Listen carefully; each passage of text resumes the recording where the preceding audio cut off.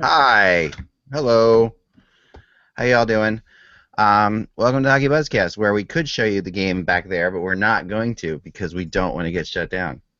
But anyway, we've got a couple games going on right now, and that's which has been fun. And I'm watching these games early on. I've watched both of them, and they are very good. I mean, they're very physical, and there's no like preseason feel to these games at all. Well, it is Sweden, Finland. It's sort of like Montreal, Boston in a preseason game. The hate, Yeah, Yeah, the hate's palpable. the hate and is palpable for sure. the other one's what? Czech and Russia. Yeah, and that game just is tied right now. I don't know how much we want to get into the Yeah. It's pretty. but no, just I think the mood of the games are more interesting like right now. Mhm. And the other thing that strikes me, well, we'll get into it. Let's start the show. We'll talk about it. We'll just go right into it. Does that sound Yep. good? Yeah, we're already into it. We're late already, and Yeah.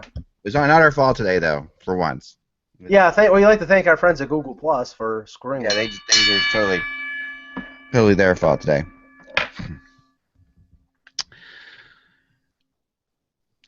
Hello, Hockey World. It's Thursday, September 8th, 2016.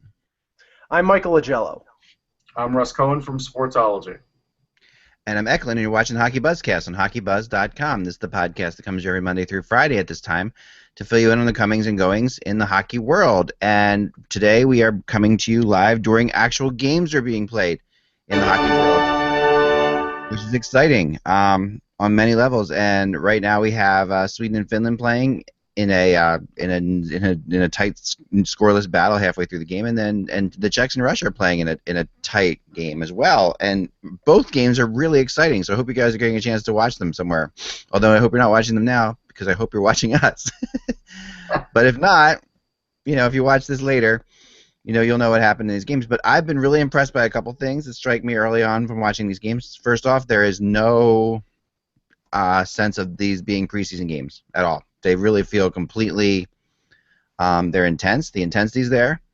The players are playing it. Obviously, what's kind of interesting, and I wrote about this today. I think this is interesting at least, is that you're looking at. We're used to like preseason games where you have AHLers and prospects trying to make it. There's only a couple scratches for each of these teams that they can a couple moves they can even make. So I mean, You're looking at the players that are on this team, right? And they're treating these games like they're full speed games. I mean, It's grade A talent. I mean, there's a certain amount of pride and oh, yeah. nationalistic pride. Hey, Mike, what do you think of the game so far? Well, because of the certain cable package that I have in my particular residence, I do not get ESPN3, so Lord. I will have to rely on. It's a Macaulay Culkin moment.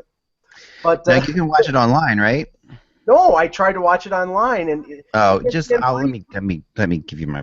no, just don't worry. Give you a password and a cable code. Come on, that's easy enough. Well, we'll do it after the show. Yeah, but that's silly.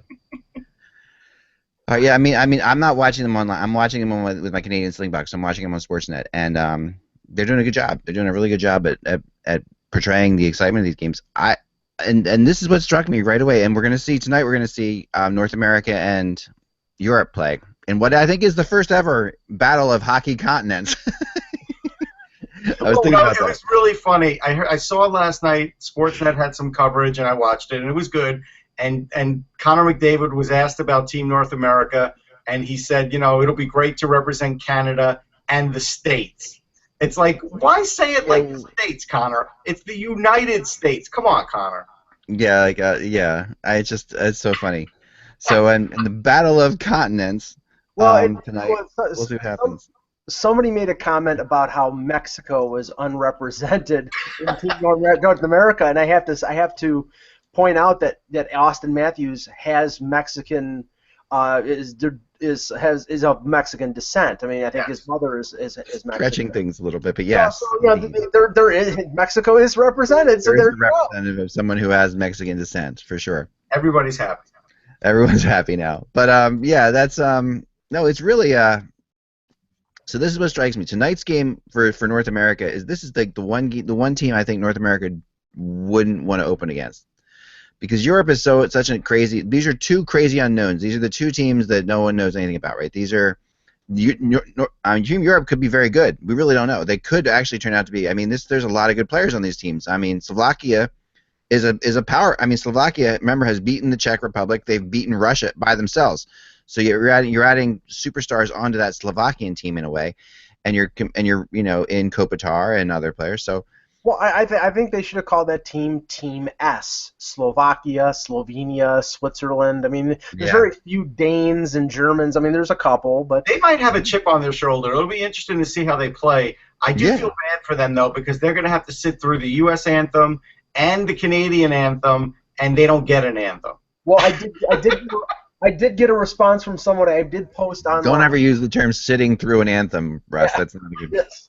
I did get a response to my post, to my suggestion yesterday that Europe's The Final Countdown should be the anthem, and it was definitely a thumbs down. So I don't know. I thought it was a good idea. Sorry. Oh yeah, I like it. That was Asia that I hummed there for a second. Yes, that was Asia, not the. Only time will tell. It was only time will tell. I know. I always get those two songs confused because they have that similar thing at the beginning. They don't. They're not similar. They have a very similar trumpet line that runs through them. Oh my God. Anyway. All right. So tonight, this is what I want to bring up about this. I think this is a tough game for Team North America to play in because these games are tough. They're preseason games. No. I think that of all the teams that I think North America would like to open against, this is the one that's the most unknown. I mean, what if Team Europe? Everybody's got lately. There's been a big run on North America and how good they can be, right? So there's a little bit of pressure mounting on them. They're playing against Europe, who everybody seems to think is, would be the underdog, right? Because they're representing all those countries that are usually underdogs. Well, so I think there's this. I mean, this could be. What if Team Europe blows out Team North America tonight? I mean, what if that happens? I mean, that could be interesting. I mean, that would be interesting. I think. Look, there's no question that Team Canada is the best and the best team ever because watching the NHL Network yesterday, they were talking to Elliot Friedman, and he said they have no weaknesses. And, that's what I thought when Superman went in to fight Batman. I thought the same thing. Right. He has no weakness. Not thinking you have any weaknesses is definitely a weakness. So so which team has the kryptonite is what you're saying.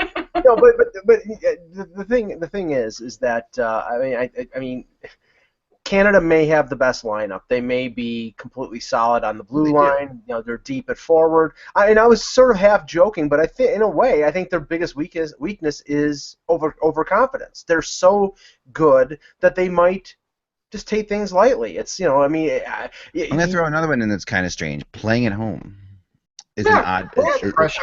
That adds extra pressure to them. Playing in Toronto.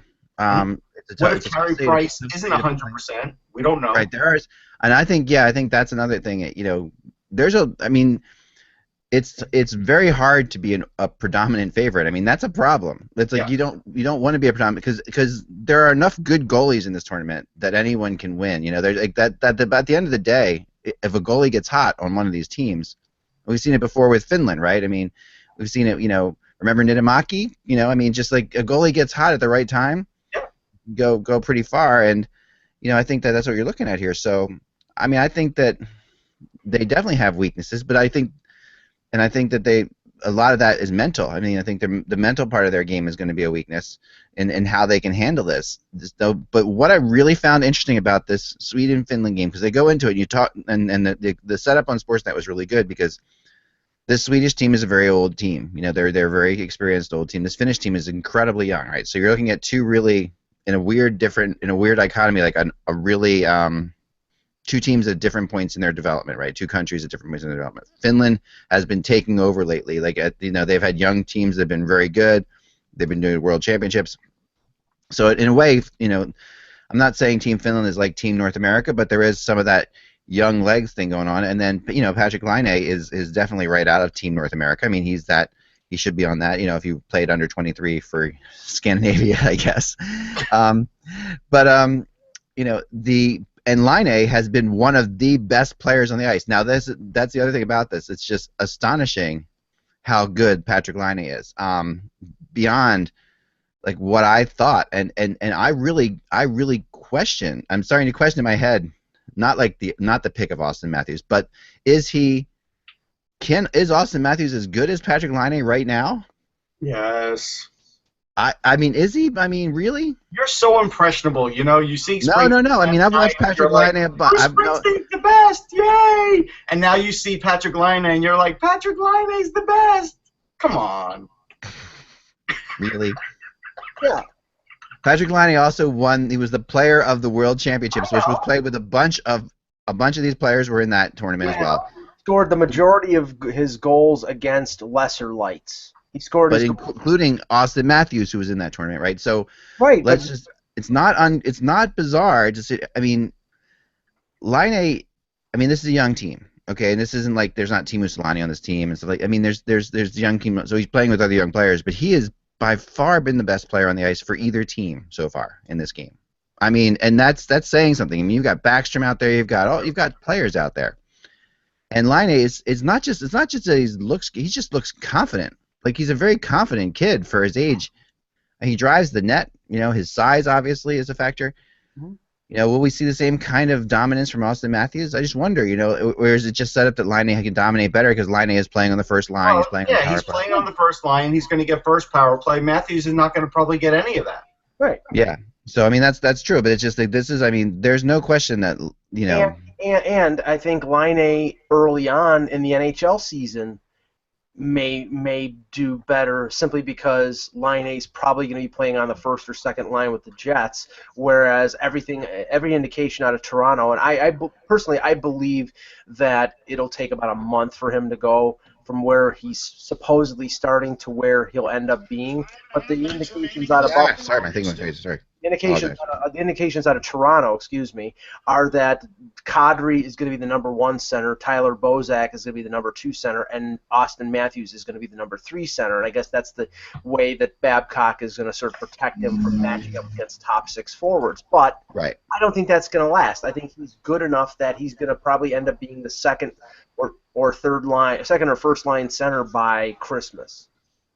Yeah, I mean, I think you can't match up all that stuff so early on because, same thing with Eichel. It's like if you looked at Eichel's season last year, he didn't have great line mates, but he was great. But again, right. He didn't win the Calder because he can't be the only one scoring on a line when he's a rookie. And we're talking about the difference between playing the wing and playing center. Matthews is going to play center. He's going to play center from the drop. Right. Laine is always going to be a winger. He has the advantage. He'll probably be playing with a veteran guy. Maybe he'll play with Brian Little. Maybe he'll play with playing with Scheifele. Whereas Matthews will be centering William Nylander and whoever they put on that third line. So I think early on the advantage in terms of like the Calder race might be to Laine. But by the end of the year, like Eichel, the best thing that happened to Eichel last year was Ryan O'Reilly getting hurt, because when he did, Dan Bilesma had no option other than to put Eichel as the number 1 center, and he thrived. So I think that eventually the same thing will happen by the halfway mark. Well, Payarvi just texted me. He has a message for Eck. He said, "Wait till you see me play." Yeah. Yeah, just don't buy the hype, Eck, please. I'm not talking hype at all. I'm simply watching this kid play. Okay. And I'm really not. I'm not talking about hype at all. Like I've seen Matthews play a little bit now, not enough. I haven't seen Laine play enough either. But I've seen him play, and when I've watched Laine play, he has that like Ovechkin-ish type confidence in his game, the way he skates, the way he shoots. I mean, he's definitely. Is it possible that we were looking at Matthews as Crosby, Laine as Ovechkin? Is that possible here? I mean, that. Yeah, it's possible. I mean, that's what it feels like. It feels like So in a similar way, Crosby, you could say Crosby's better than Ovechkin, but will never be the scorer that Ovechkin is. Well, you also have to look at it this way. Who do you think the 2 most motivated players in this tournament are? I think it's probably Laine and Matthews, because they're up against more experienced players, the creme de la creme of Europe, Russia, and North America, and they want to show their stuff. McDavid's got a fair amount of pressure, though. They're interviewing him a ton, and he's got to push Team North America over Team Canada. So that's sort of a boulder that he's got to deal with personally, too. I agree. Right. No, that's for sure. And I think they're both. I mean, the Finns have been impressive in general. And what kind of comes to mind again is the other thought that we've for a long time now. I mean, we talked about it a month or two ago. I wrote about it. they've been winning at every level. But this is this team is 8 years younger on average than the team that they just put in the Olympics, which in Sochi, which is like incredible. Like the difference in this is just insane. And the fact of the matter is, when you look at it, they really there aren't any. I mean, Mikko Koivu is like the old guy on this team, right? So it's just. I mean, even watching guys like Eric Haula, who I really like, like I've always liked him. And it's funny because I don't even think of him as a Finn because he played so much in Minnesota, right? He was he was at Shattuck, then he was at University of Minnesota, now he plays for Minnesota. But he's been impressive in this game with his speed is I love that kid. I think he's a very underrated player. That they were saying on here, which I thought was amazing, is that he played about an average of 12 minutes last year for the Wild per game. So he was, playing definitely fourth line roles. He was a plus 22 for the season, playing 12 minutes a game on the Minnesota Wild. That's pretty impressive. I mean, that's a pretty enormous thing, And it's just this. I mean, this game's now tied at 1. This Finnish game, and actually, what's funny is so we saw Barkov score, for Finland again. Like these guys are so. There's such great young players on Finland. It's crazy, and that for the Canadian media to talk about Team Canada though. That's the reality. Right, and I think what you're going to see is I think one of the more fascinating games will be watching Team Finland play Team North America because you really are looking at two really young teams. Yeah. This Team Finland, and what I wonder about this game as I watch this game, and why I think it's good that there are these, because a lot of people are saying, why are they playing all these pre-tournament games? I think that it's vitally important that they're doing it. Is this, I think you're seeing the young players in this game especially have way more to jump. And I think that we're going to see that with North America early on too. But again, I think it has to be pointed out that these young players, especially on line A with Finland or even Matthews with North America, they're going to get more of an opportunity in games that don't count because they don't count. But when it comes down to it, when North America is playing a team that could eliminate them or get them to, you're right. They're going to be playing Sean Couturier in a key situation instead of Austin Matthews. And how who knows what Ekman Larson thinks of this game. I think at the end of the day, like you said, it's Finland, Sweden, and it's being played in Finland, and then they have a back-to-back. They're playing next one in Sweden. They're playing these. I mean, these games, whatever Finland plays Sweden, it matters. It doesn't. Yeah, it doesn't matter. It matters. I mean, it's going to be written about a lot there. Everybody's watching there, so they're important to some degree. There's no question about it. I just think that I just don't want to call any team that has. I don't want to say any team has no weaknesses because I thought of a couple things where if I was going to say for Canada, the one thing was in net. What if the one thing is speed? I mean, we look at Team Canada and you say, well, it's got all these all-stars. Yeah, but these other teams are younger. They just might be faster, and they might actually have a problem with that. We don't know. Well, I don't want to go into the thing that we discussed yesterday, but if the intent of John Tortorella with his statement was to deflect any attention on Team USA, I think he was effective in his job because nobody's talking about whether Team USA is good enough. They're all talking about Tortorella and his statement. Right. No, you're right. He is. It is interesting. And then tonight, and this weekend actually. Sorry, this weekend USA will play Canada twice, as well. So that's interesting too. This could be a tough beginning, for USA having to go up against Canada twice right off the bat. I mean, that's a tough battle. I mean, the USA team is going to be solid, but now Jess came out. I don't know if you guys saw this or not. I don't know how recent. I think this came out this morning, I guess. But the All-American prospect game rosters. Oh, I didn't see it yet. Okay, let me look. They are. I like to do this when you haven't seen it yet because I like to go through it. We did this last year. It's fun because being the prospect guy. This year's game, and we'll get, so we'll get into that in just a little bit. I want to continue on this. That's something we'll definitely touch base. All right, I won't look at my email. That's fine. Put the link in the chat. Yeah, no, I'm not going to look at it. I'm not going to look. Yeah, hold on, because I want to, but that. But I don't know every single one of these players inside out. Of course not. No, but I think that's what these are free draft guys. Oh yeah, for sure. No. And a lot, there are a lot of them USHL. There's a lot of get up to speed for some. I'm not a genius. I never thought you were a genius. No, that would be me. Yeah, that would be. Mike thought you were a genius, not me. No, Mike thought he was a genius. I know where he's going. Yeah. Mike knows he's a genius. I know. See all the diplomas in the back here? Yeah, we all know who's. Half of them are mine. All right, let's move on. Okay, so tonight we get to see Team Europe and North America, and it'll be a fascinating game, I think, because of all the games, that one is the one where you just don't have any idea what's going on. It's interesting that they put them together against each other in this pre-tournament. I guess they had to in a way because they're sort of matching the rivals against each other. So neither of those teams have a rival, right? So well, with the economic situation and NATO and things going on with NATO and the U.S. and NATO not getting along, that'll just get that rivalry going even more, right? Yes, right, exactly. So so I'm looking forward to that one tonight, and these games are all I put where you can find them. They're all on TV somewhere unless you're Mike, but normally they are pretty much somewhere you can watch them. If you have cable, you probably have ESPN, and you probably have ESPN 2 and 3. ESPN 3 we don't actually have on our cable system either. There is no real ESPN 3 on TV, right? No, it's not on TV. Right, ESPN 3 is just a cable, is just an internet streaming station. Yes. Right. That's really confusing that they do that way. I know. The fact that Mike is blocked makes no sense. I didn't know that could even happen. Yeah, I didn't think so. Like, I don't know how you cannot get that. If I can find a way, I can find a way. Maybe they just proactively wanted to block Mike for some They just reason. want to block me. I always get blocked by everybody. All right, so let's get into this the prospects game. The prospects game this year will be held in Philadelphia, Yes. making it the most convenient prospects game in Russ's history. Yes, like the fifth one, right? Hard to believe this is like the fifth one. Russ is pissed off he's not coming to Buffalo. Yeah, I'm really upset. It's taking place September 22nd at the Wells Fargo Center, so I'll be in Canada during this. But which is awesome, which makes it incredibly inconvenient for me.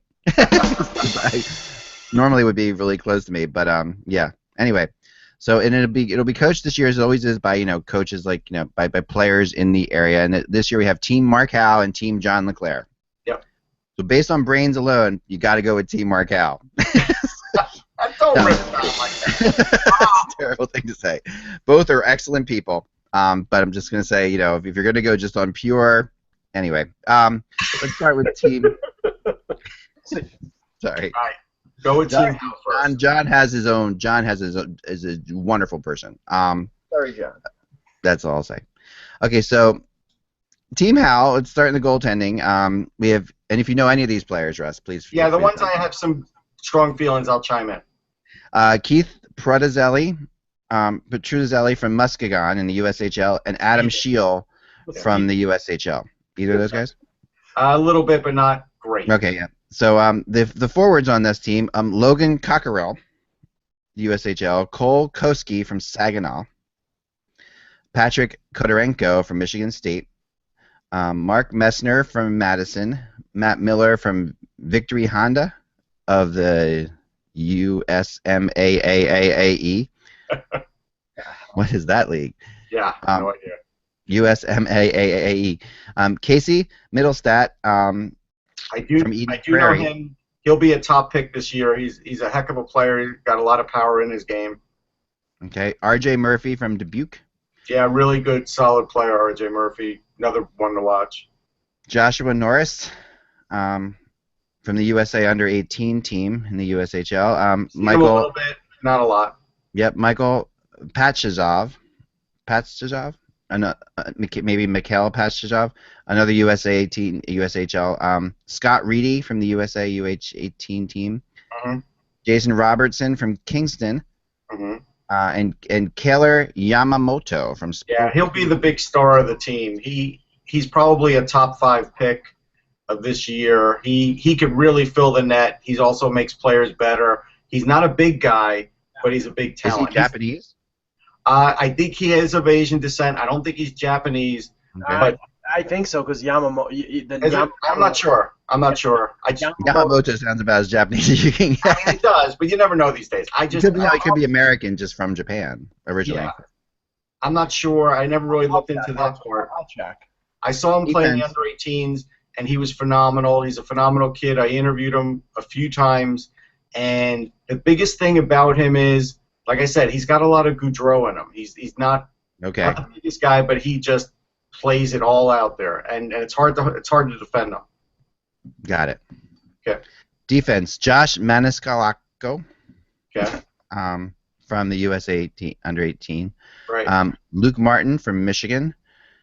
Thomas Miller from the Under-18 team. Ben Miragias from Bloomington of the Okay. USHL, Clayton Phillips from Fargo, David Ferentz from the US Under-18, and Matt Gilden from the USHL, US Under-18 team. Okay. That would be Team Hal. Team LeClaire is starts with Jake Ottinger from Boston University in goal, Yeah, he's probably the best goalie in this tournament.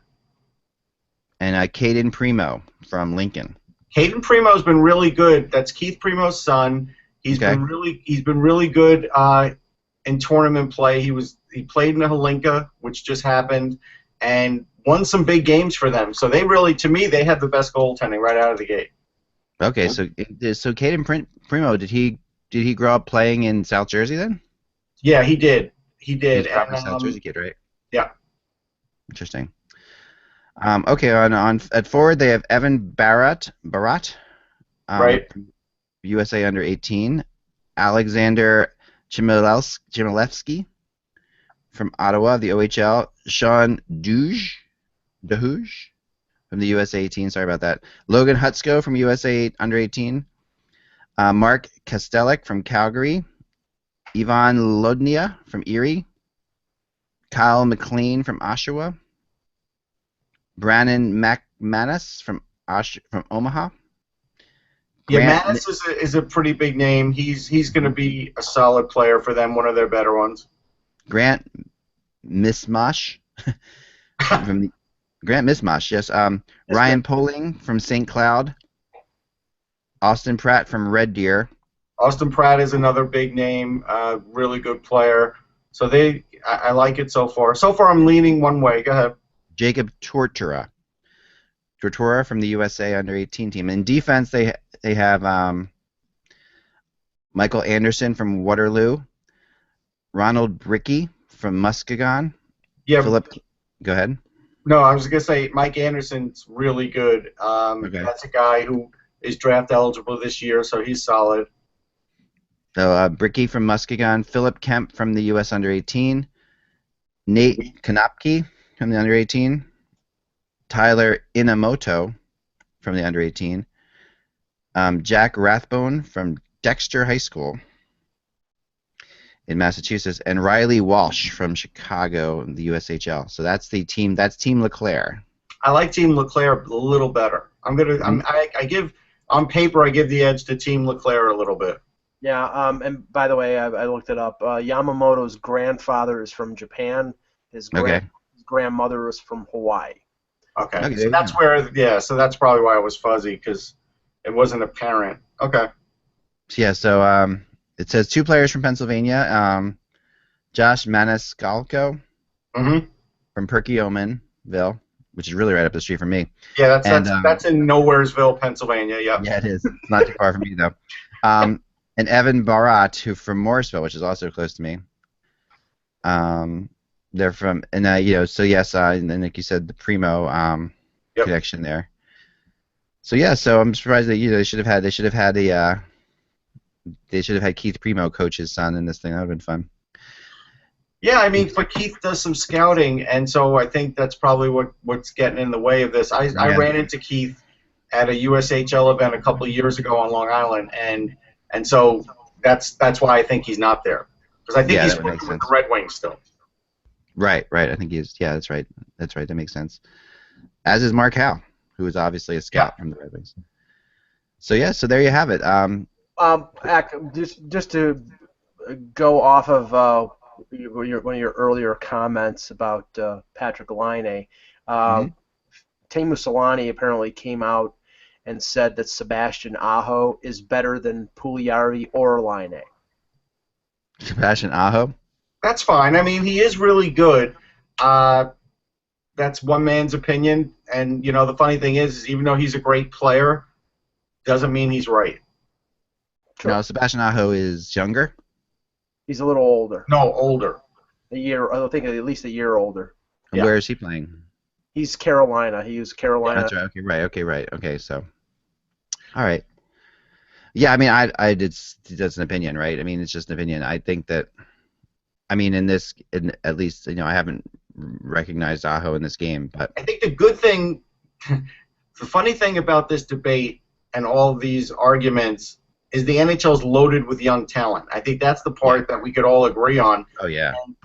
And it's been getting better and better the last 3 to 5 years. So I mean, right now we're sort of watching a changeover, I think, with the league getting younger, and pretty soon, like Yager aside, 35-year-olds are going to have trouble staying in this league if it continues to get younger and faster. That's just my opinion. Well, I think I agree. I think we're at one of these moments where we've seen in history, you know, where you sort of see you had that moment when, you know, Yzerman and Gretzky and Howard Chuck came into the league. You know, we're seeing this next age. We had a few players that could be considered superstars, but not a bunch of them at once like we're getting now. Right. I think we're getting a bunch of superstars at once now for the first time.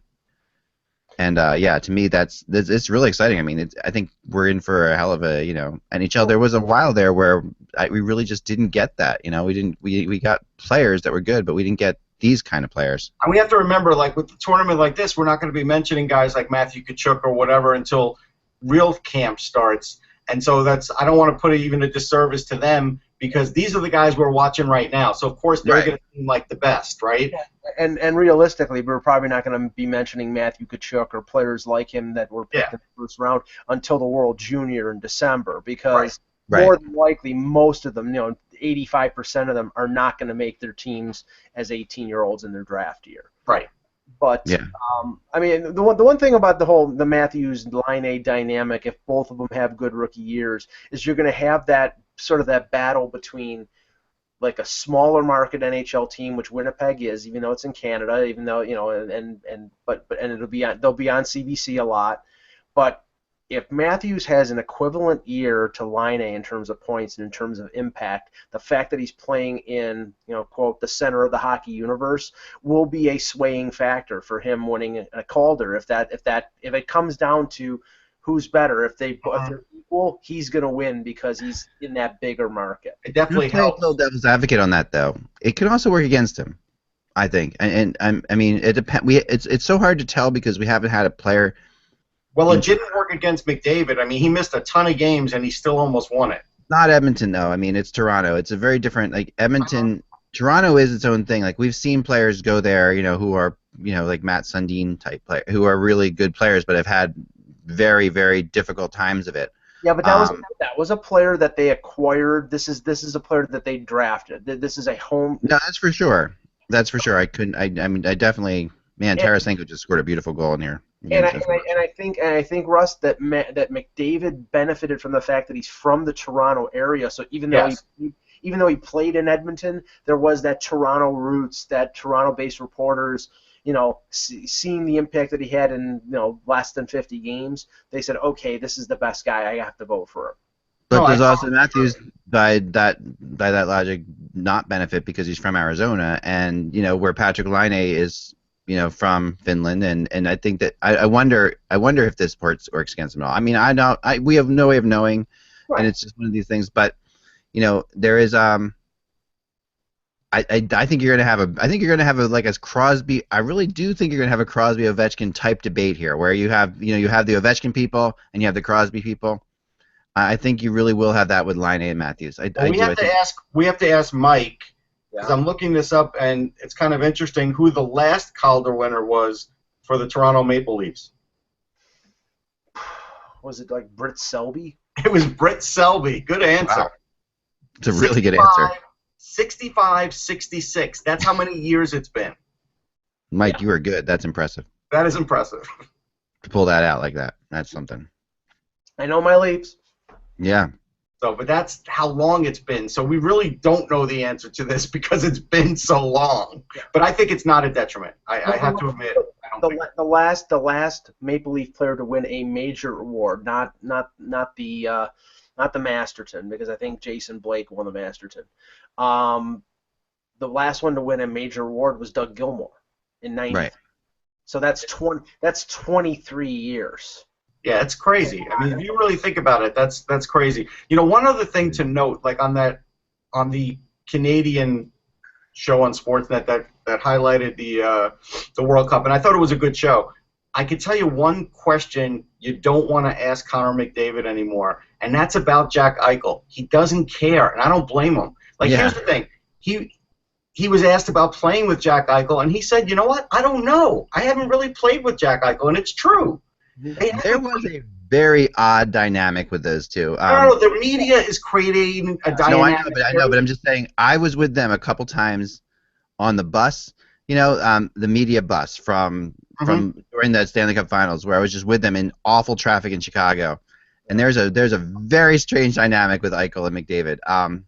Because Eichel busts on McDavid like crazy. Oh, I'm sure that goes on. McDavid, Sure. Eichel's personality is that way, like Eichel, and McDavid is very, very to himself. But I think And doesn't do it in a disrespectful way, but there's a strain. I never got the sense that they were close or anything like that. Like there was no sense of that. What I think the dynamic that the media is attempting to create here is what you were just saying about Crosby and Ovechkin. I don't think there's anyone like there between those two guys. And I'm not saying that Eichel and McDavid hate each other, but they're trying to create a rivalry there that's not there. They're two, to different type of players who are picked 1, 2 in a draft. They'll constantly be compared to each other because they were picked 1, 2. But I don't think that's the focus of their life. No. There's a definite difference. There's a definite difference. I mean, to me, McDavid is just better than Eichel, and that is something that I think a lot of people feel. Sure. I mean, Eichel's a great player, but McDavid is a generational player. He has shown that he can do things that no one else. Generational players. I don't think that's unfair to say McDavid's better, but I think you're gonna see the greatness in Eichel in the next couple of years, and you're gonna. Yeah, no, Eichel's a heck of a player. Like Eichel's Messier and McDavid's Gretzky to me. Like that's like. Well, then they're both generational players. They're both generational players, but Gretzky's Gretzky and Messier's Messier. Right.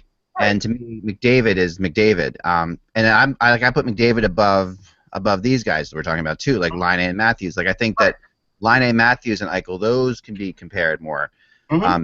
Maybe Matthews is better than Laine, or maybe Matthews and Laine are better than Eichel. Who knows? But it's all going to play out. I mean, I think that the interesting comparison this year is going to be between what Eichel did last year and what Matthews does this year, both as 19-year-olds. Both as Eichel's second pick in 2015, Matthews 20 first overall in 2016, and he barely missed qualifying for the 2015 draft by I think it was 3 or 4 days. Right. So there's always and we'll never know, but there have been some people who said, well, Matthews might have been picked ahead of Eichel if he had been in 2015. So we get a chance to see, okay, well, here's what Matthews did in his rookie year. Maybe it's not an equal comparison because he's significantly older going into this year, but it will be nice to put them next to each other, and I might do that all year and see where they match up. I mean, the real rivalry that's got to be put in check is Patrick Kane and James Van Riemsdyk. I mean, that's the one. Those guys have to keep that under control. Yeah. How about that Pierre Turgeon, Brendan Shanahan one from '87? It's what to me why I think Laine and Matthews are a rival is because they're both great in totally different ways, and it's similar to McDavid and Eichel that way, but not as here you really have Matthews is your prototypical power forward, great playmaker, great and Laine is your just straight out scorer, right? So it's like very different players. You will get 12 articles after this tournament, especially because of the love that Laine has overseas, that Laine is better. And most of it will come from overseas, and it won't be surprising. Right. Laine is flashy, and Jeff, no question, Laine is it's easy to see Laine and just say like, wow, that guy, like I said in this game at Heinz, he's one of those guys that does take over a game, and taking over a game when you have guys like Ekman Larsson and Hedman on the ice, we're talking about like he's taking over games with really good defense against really good defensive pairings. But we have to recognize the landscape of the NHL in the last 5 or 6 years, where the emphasis has gone away from the scorer, the sniper, and toward the center. The center is the most important thing. It's like basketball in the 1970s. It was all big center, that Kareem Abdul-Jabbar, that Bill Walton. The center in the NHL is the big thing. And I think the difference between Laine and Matthews, if all things are being equal, and that maybe not be fair to say because they won't be equal. We'll see where they end up. Yeah, Matthews is a center, so he'll probably play more minutes. and he will take face And off. that you could say that's affected Ovechkin, as well. I mean, that's but at the same time, we do have our great wings, like Brett Hulls and Ovechkins and Jari Kurris, who are crazy wings, right? But Brett Hull never had a chance to be better than Mark Messier because Messier played center. Like that's really what. No, that's true. That's true. I agree. I don't disagree with that. I will tell you one thing: the Czech coaching is just so horrendous. Like, what is the deal? I mean, the line combinations that the Czechs use, playing Mrazek. If Mrazek is going to be their starter in this, they're out of their minds. I mean, I'm nothing against Mrazek, but he is not the best goalie on that team. I mean, and in this game, like you can clearly see that too. I mean, well, is Roman Cechmanek available? I mean, the hottest goalie at the end of the season was Neuwirth that's on that team, flat out. I mean, Neuwirth played unbelievably well against the Capitals. I mean, he was really solid. Yeah, and yet in this game, Russia is now starting to take over. But as we know from previous Olympics, previous international tournaments, the best goaltender is not always the one who's going to play. I mean, I know, and that's what's kind of shocking about this. Yeah, Luongo played in 2010. There was some argument that Luongo wasn't the best goalie on that team. Oh yeah. I mean, Carey Price will play. He's the best goalie if he's healthy. If he's not healthy, it'll be Holtby. I mean, Jonathan Quick is the best goalie. He'll play. But sometimes, especially with the Russians, I mean, Varlamov is playing or Bobrovsky is playing, and there's somebody better in the mix. So sometimes the best guy doesn't play. I want to mention something about Holtby too. Go ahead, Russ. Yeah. Joseph Jandak, though, is going to be the guy that's going to be easiest to pick on because we don't know him, right? I mean, he coaches in the Czech League. He's only the fourth coach since Ivan Hlinka to coach the Czech team. So if you think about that for a minute, that's kind of amazing. But again, we don't know him, so he's going to be, to me, the easy target. So this is not the same coach that coached them in Sochi, right? No. Wasn't it Ruzicka? Yeah, Ruzicka's on the staff. But he's not the coach. Sochi was terrible. I mean, we all can. Ruzicka. Yeah, he's still there. Vladimir Ruzicka is still there. A couple other things I've noticed today, but just these are completely blind observations in one game. Okay. Well, they're coming from you. Go ahead, sorry. They're coming from me. Thanks. Really appreciate your respect, Joe. Thank you so much. All right. Ekman Larson. The difference between Ekman Larson and Hedman. Okay, because you're looking at two incredible defensemen. Ekman Larson, is by far plays more minutes than anybody else on Team Sweden. He's out there for the entire 2 minutes of every power play. He's their guy. He is their he's by far more respected than Hedman by the teams. The difference between the two of them, Hedman drives the puck to the net, and Ekman Larson passes off to weird spots. Like when Ekman Larson has a perfect chance to shoot, he's quite often making passes like on the power play. Like there was one moment, if you guys get a chance to watch this at some point later, where Sweden was on a power play and fed Ekman Larson right between the circles. I mean, literally coming in full speed. This is where he should be blowing it by, and he makes a pass off to the side. That's just like the fake shot pass, which I can't stand when someone does that from that spot. Which is like the best. Why would you fake a shot from the best place to shoot? Well, I think the reason why Hedman drives to the net is because he's 6'7" and nobody can stop him. No, but he shoots everything. Hedman shoots all the time. If he has a chance to shoot, he's like Shea Weber that way, where Hedman will just shoot. Is there enough shots? I mean, you got Erik Karlsson there too. Like there's got to be enough shots to go around. Yeah, like Tom Galletti, in the NHL just says Mrazek's having a hard time following the puck. Just like, okay, that's again, this is like the thing that. Mrazek isn't a very confident goalie right now. Actually, I heard a comment by Braden Holtby this morning that should be sort of well, I don't know about a concern, but should be a warning to people who are watching this tournament. He basically said, I don't feel comfortable until the end of the exhibition season. I'm not ready to play until the end of the preseason, and these goalies have not seen a lot of pucks. I mean, they're not facing NHL shooters, even if they're on the ice, 4 or 5 times a week during the summer. So when you line up and you're Peter Mrazek, and all of a sudden you're playing against Alex Ovechkin, Ovechkin's got the advantage. So there could be some high goal scorers in this tournament, which won't be terrible to watch. But but you know what the equalizer is? To me, the equalizer is like the competitiveness of like a Henrik Lundqvist, the competitiveness of a Corey Schneider. They may not be 100%. And look, I think we all know that Corey Schneider is better than Jonathan Quick, but Quick's going to get the early. Schneider is coming in as the third goalie right now, which is crazy. According to Tortorella. I know. I agree that that's completely crazy, but that's the case here. But does that not feel, and not to like rip Tortorella, but doesn't this feel a little bit like the Rangers Tortorella? Well, it's always going to feel that way.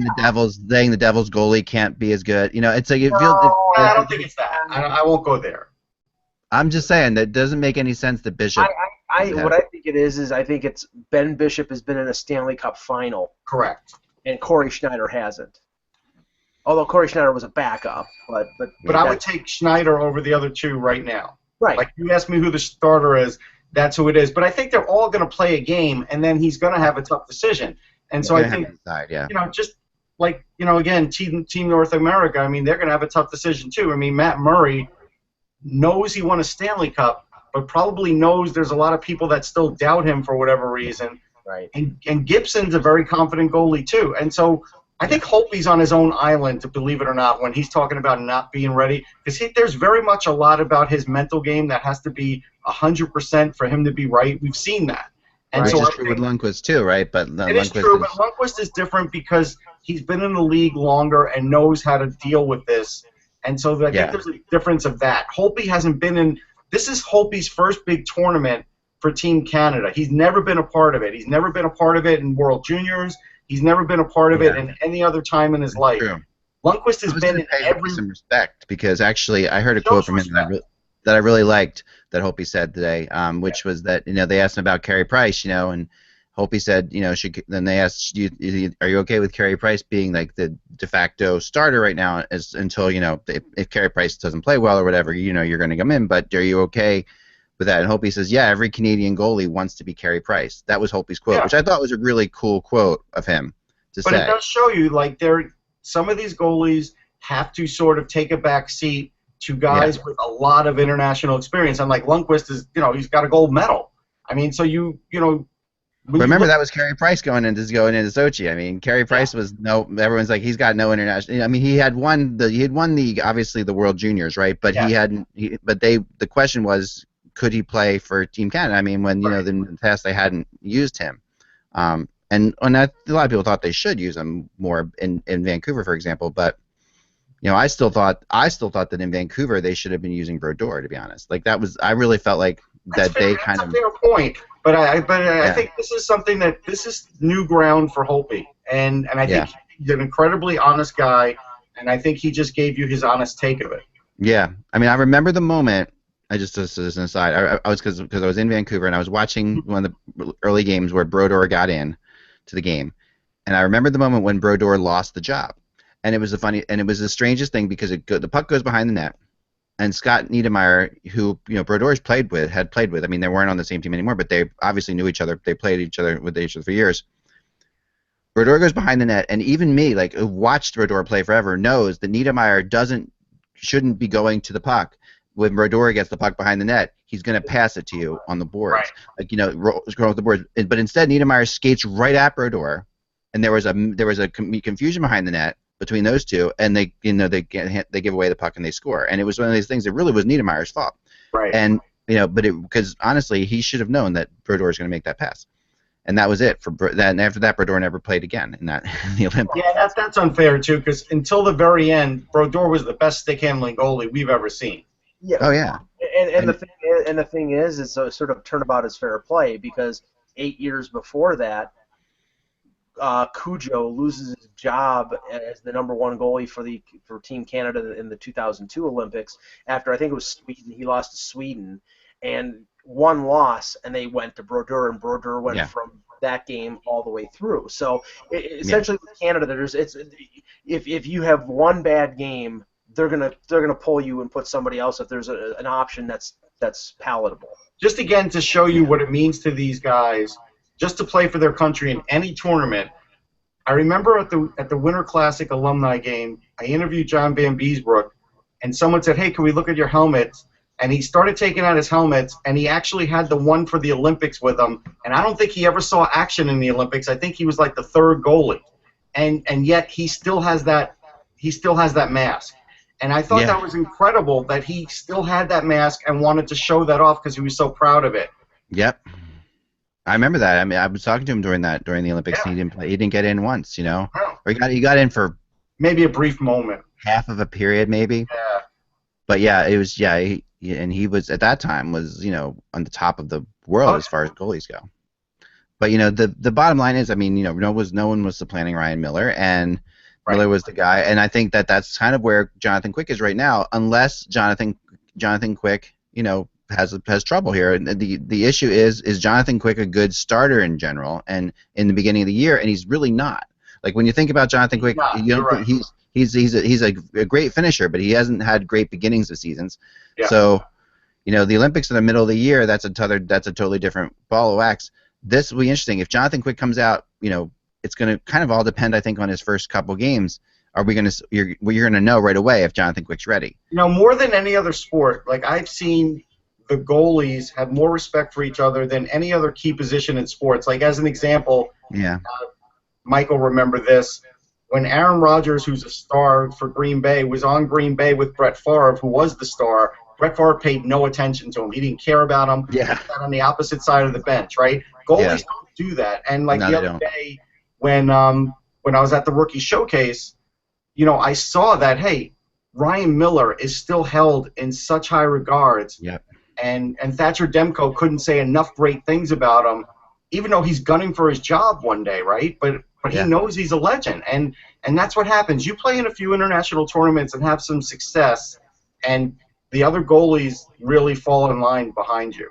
I think the reason for that, being a goalie and also like seeing other and just being a goalie myself and really following goalies a lot, and having a daughter who's a goalie too, who's really dealing with different situations with different goalies as well, is the aspect that there's this. They always talk about the goalie union, but that goalie union is created because of the fact that they deal with the same kind of pressure.